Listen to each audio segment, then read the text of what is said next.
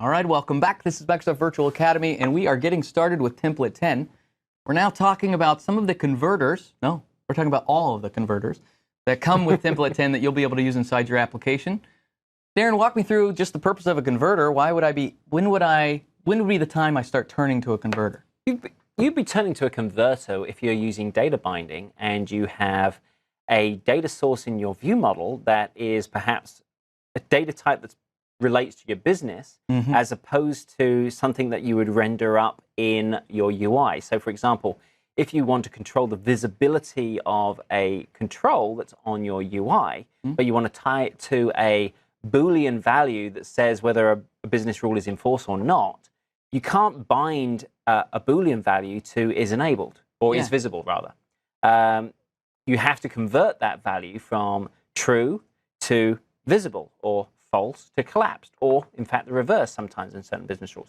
So in fact, that Boolean to visibility shipped with the early templates in Windows 8. Yeah. Yeah.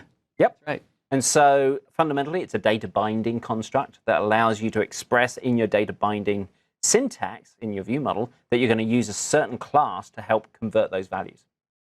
All right, so let's talk about what we give you. And so here's one thing that's important is Boolean divisibility is a great example of one that every developer is probably going to be writing, or the reverse Boolean divisibility would be another one. It would be awfully nice if instead we could write a type of converter that isn't bound to something specifically and you could reuse. And so that's where we introduce the value win converter.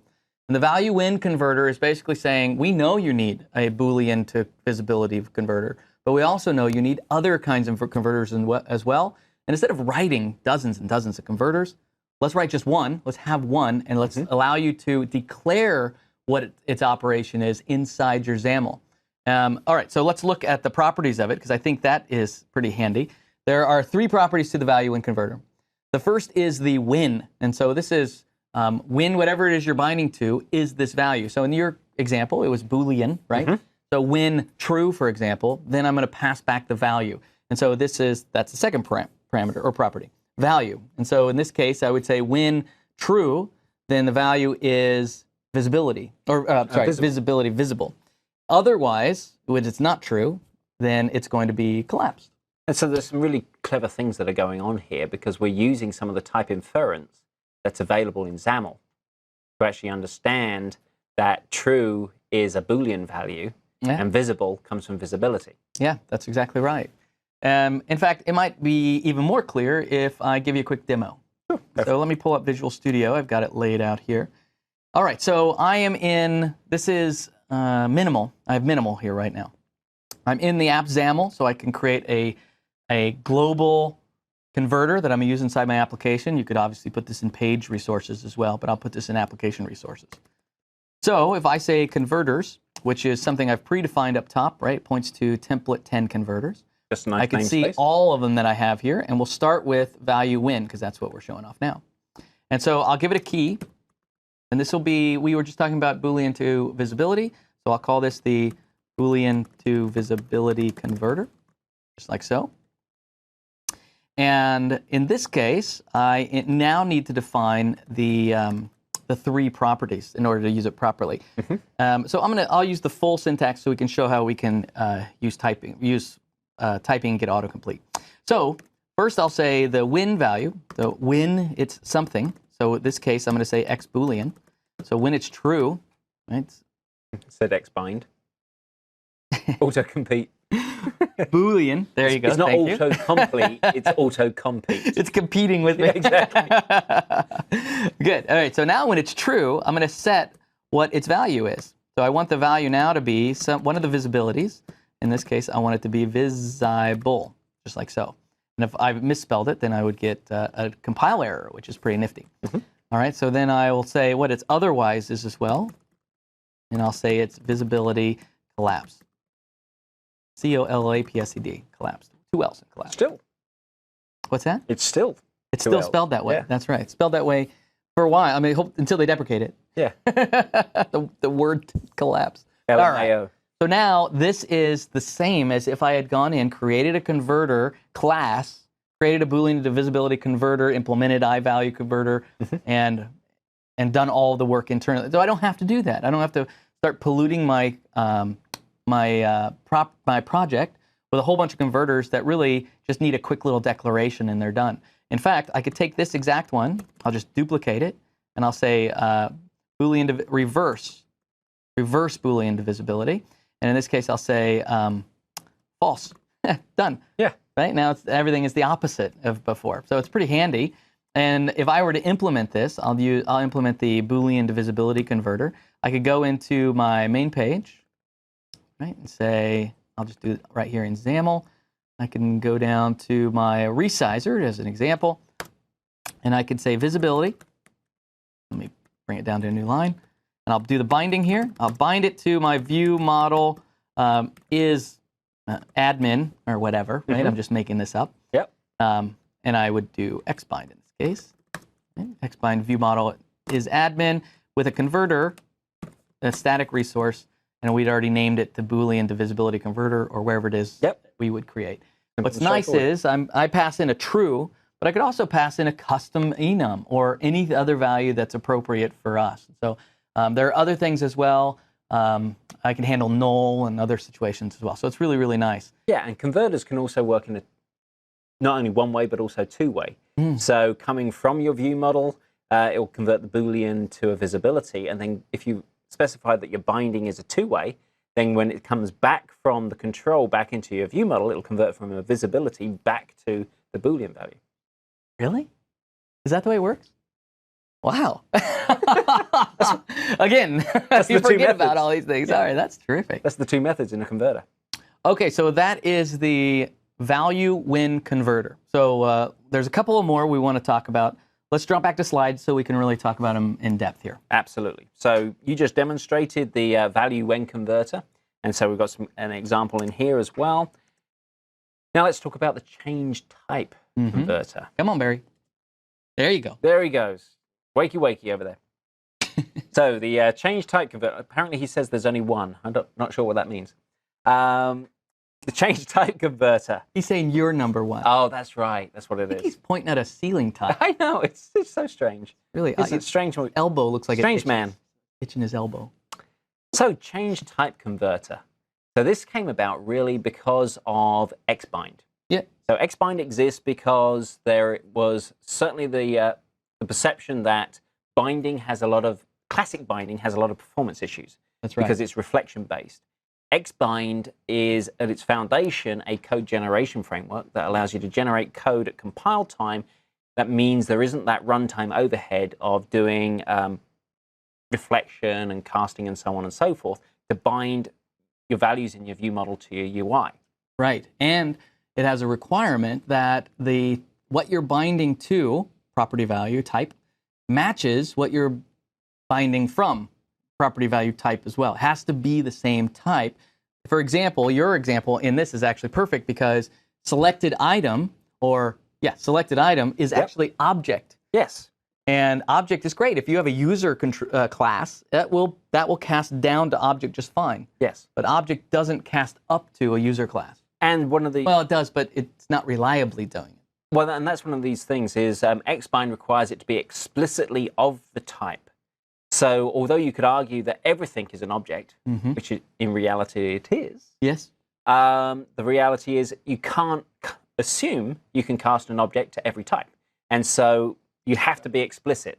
And so you don't get this error in classic binding. You don't. You only get this error in xbind. And that's because classic typing is using reflection, and it uses what's called duck typing. Yeah. Which, if it walks like a duck, quacks like a duck, it's a duck. Basically, everything behind the scenes is always object. Yes. So there's no up and down casting. Yep.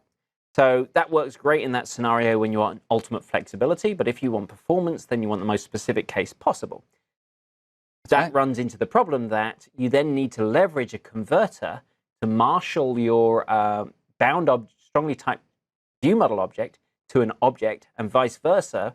When you make a selection in a list view, it sets the selected item, which is an object, and you need to take that object and cast it back to the strongly typed value so you can assign it in your view model. Hopefully that you could recognize that this is sort of a nightmare scenario, and it really makes it so that xbind is... It's worse than that, Jerry. It's worse than that. You wish it was a nightmare. Yeah. But what's great is this makes it so that XBind is really unusable in certain situations. But when you use it in conjunction with this converter, it kind of enables XBind to once again be used. And so actually, let's look at the syntax one more time. So in your list view, you're saying selected item, XBind to the current item. Mode is two-way. That's because we want to write back and forwards from the object to the object. And then you say converter, type converter, the end. You don't have to say what type you're converting from. You don't have to say what type you're converting to. The binding subsystem already knows all of that and actually passes it as a parameter to the converter for us automatically. Yes. We then can just read that target type and do all the conversion behind the scenes for you. Everything works like a charm, and you're done. That is how easy the implementation is. It's not a bunch of extra who knows what. You just need type converter in there, and if you didn't have this, your only fallback is to use binding. Or you could change your view model property type to object. Yes. And then you could have a strongly typed property that you use in your business logic inside your view. Yeah. Unstrongly typed. Well, you'd have that, and then you'd have a cast inside. Every time you cast it. Yeah, that's right. Yeah, you'd say real business object. Yeah, that's right. So as we move forward in Windows, and we see Windows XAML progressing, and we also see XBind progressing, we might actually find this converter is no longer necessary. Today it is, and it enables us to use XBind in scenarios that would otherwise preclude us from using it. So why do we have type converter? It is there for XBind, and it enables those scenarios where it can't cast, basically can't cast up to a type from object, especially in things like selected item. It's very limited use, actually. You don't have that many properties where XBind has this problem. I mean, if you're binding to a text block's text, string works great. Yeah. All right, so that's the change type, but there's another converter, I think, that is another very common one, and that is the string format converter. And so actually, it's not common. String format is not a common converter at all.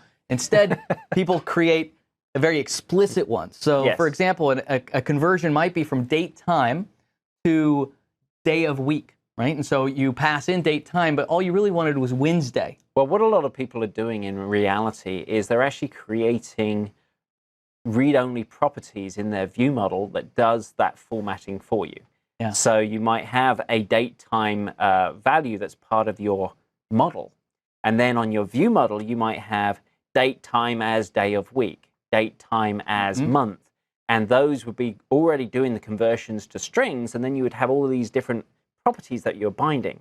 What this converter does is allow you to get rid of all that additional plumbing and just do the formatting where you're actually leveraging it in your UI. That's right. It's worth pointing out there's two things worth pointing out. Darren just brought up a scenario where instead of using a converter that extracts the Wednesday for you, the day of the week for you, you could have a property in your view model that does it as well. That is, from a performance point of view, that's the best possible option. Right? That is terrific. There's a lot of work for you to make sure that iNotify property change is being raised for all the correct properties. That's not too difficult. We're all developers here. We're all pretty smart. We know what we're doing. That being said, if it's not in a repeater, right, if it's just one or two fields here and there, it actually makes plenty of sense to use a reusable converter that you can declare. And so just like value when converter enabled you to have the Boolean divisibility converter just by declaring it in your XAML, so does the string format converter. Allows you to have date time to weekday and many other things, right? All the things that you kind of want to have pulled out there, you can do in a really clean, declarative way inside your XAML. So why does string format exist? Because we know that date to month, date to time, date to date only are all things that we're going to create anyway. Maybe it's not date, right? Maybe what you want to do instead is format a double to a currency and take away the decimals or add the decimals or whatever that. We create converters for those as well. The reason we have string format so that we let's have a look at my screen, and we've got some examples of these things where we actually have declared a standard string format converter, and then we've got a price converter and a value converter where we're doing precisely that, where we've got a numeric that's going to 4 decimal places and another that's going to 2 decimal places. Yeah. So we've actually pre-canned the format that we're going to leverage there. And then as you can see down in the text blocks examples there, where we've got the first one, because we haven't determined the format as part of the string format converter definition, we can actually add a converter parameter that specifies it in line in that binding. But on the remaining two, because we've already pre-declared those during the resource declaration, we actually just use those as is, and it will automatically. I see. So you have one of two options. You could either set the format property when you declare the actual converter, or you could pass in a converter parameter with that actual format. Yeah, and there's values to both. Obviously, the first one gives you ultimate flexibility wherever you're using it. But the price converter and value converter allow you to centralize a common way that you're formatting data. So if you wish to change that, say for whatever reason, suddenly your values need to be expressed with 3 decimal places. Yeah. You change it in one place and it's reflected throughout your application. So that's a lot of the benefits of that centralized resources and using those things. I love it. I love this converter because it allows you not to start filling up your project full of classes of little converters that do small things. Then you stop using them and you don't delete them, and then all of a sudden you've polluted your entire project with things that you've got to test anyway. So this is really great. Now, the format string is a little bit tricky on this. And I challenge anyone to remember every single variation. Now, I have beaten that challenge, but I don't want to do it now. You don't want to embarrass us all. That's right. So, fortunately, what we've done on this slide is we've collected together links that will go straight to all the various types of formatting. So you've got formatting for objects, and then you can dive into all the date time, format strings, numerics, and so on and so forth. So this is also in the wiki for template 10, the same link. So you can That's go right. out If to you're there. looking, how in the world am I going to download this slide? Because I have to get that one slide. Yeah. Just go to template 10. Just go to aka.ms/template10. That's the quick way to get to the GitHub repository. You can also go to GitHub and search for template 10. Yep. And you'll find them all there. You'll find several repositories that have cloned and copied template 10, and then you'll have to find the original. That's right. 3 converters that come with template 10. The first one is the value when converter. The value when converter is your ability to create this conversion of one property to another property value. The second one, what's the second one? Forgot the second one. Value when change type. Change type. Change type. Because we're using Xbind and trying to use Xbind more and more in our application for the sake of performance, sometimes we need to change the type because it's both must match. That's the way Xbind works. And then the final one is string format.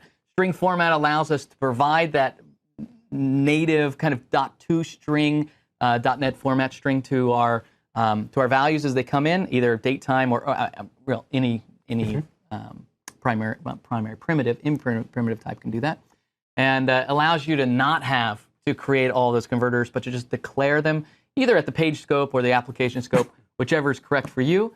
Why do these exist? Because we just wrote them over and over again. They belong in a reusable library. That's why they're in template 10. But wait, there's more. Show my screen. Oh my gosh, what is it? Oh, the real world. The real world. The reality is, every time you use a converter, you're introducing overhead to your system. That's right. So, as Jerry mentioned previously, having pre-calculated properties that are on your view model is probably the most optimal way to introduce a lot of these conversions. However, those overheads really get compounded when you're using things inside of repeaters. Yeah. You mentioned things like the items control, list views, and so on, where you have a data template, and in that data template, you have one or more converters on each one of the binding expressions. That overhead is being... If you've only got one item in your repeater, that's not a big deal. Yeah, that's not a big deal. But if you've got 10,000. Yes, it's pretty substantial because every time it's generating an instance of that template, it's going to run through those converters. That's right. Every time you update your view model, it's going to run through those converters. And so you need to think about the particular scenarios in which you're using these things and make sure that you're optimizing for the real world in which you're working. Yep. Sometimes convenience isn't the best way. If you're looking just for a rule of thumb, if you're outside of a repeater, you're probably all right. If you're inside a repeater, you're probably not. That's pretty good. Sounds good. All right, we have 3 converters inside template 10. They're all for you to be able to declare them so you don't have to have a whole bunch in your project. Hopefully you like them, you love them. Good luck.